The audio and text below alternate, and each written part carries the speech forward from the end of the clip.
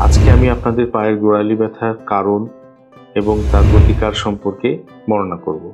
আমি doctor Mohammad Nadim Kamal, assistant professor হিসেবে physical medicine department, Bangabandhu Sheikh Mujib medical ইউনিভার্সিটিতে কর্মরত রয়েছি।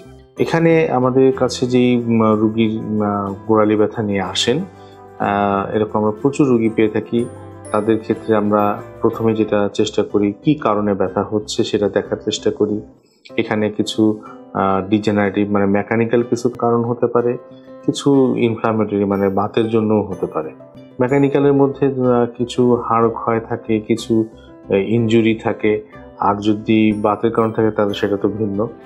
আমরা এটা প্রথমে কারণ দেখি। এখানে আমরা এক্স-রে করাই, আল্ট্রাসোনোগ্রাম করে দেখি, রক্ত পরীক্ষা করে দেখি যে কোনো বাতের কারণ কিনা। দেখে নিয়ে আমরা বাতের কারণ হলে বাতের ওষুধ দিলে, কিছু এক্সারসাইজ দিলে অনেকটা আরাম পেয়ে যায়।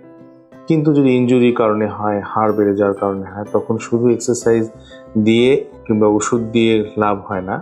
তখন আমরা এখানে প্লাটেলেট রিচ প্লাজমা, যেটাকে সংক্ষেপে পিআরপি বলে, এইটা পায়ের গোড়ালিতে দিই। আল্ট্রাসোনোগ্রামের মাধ্যমে দেখে দেখে এটা দিতে হয়। এটা আমরা কয়েকটা কারণে দিয়ে থাকি। সেটা হচ্ছে ক্যালকেনিয়াল স্পার বলি আমরা এটাকে, রেট্রোক্যালকেনিয়াল স্পার, প্লান্টার ফাসাইটিস, এগুলোতে খুব ভালো কাজে দেয় এটা। তো এটাই বর্তমানে আধুনিক চিকিৎসা সারা বিশ্ব জুড়ে। এছাড়া কিছু পুরানো দিনের কিছু চিকিৎসা ছিল, যেমন এখানে থেরাপি দিতাম, ফিজিওথেরাপি, সেটা দিলেও আরাম পাওয়া যায়। কিন্তু এই আধুনিক পদ্ধতিগুলো ওটার থেকে অনেক বেটার এবং less side effect, less cost effective. তো এই কারণে আমরা এটাই এখন বেশি ব্যবহার করে থাকি।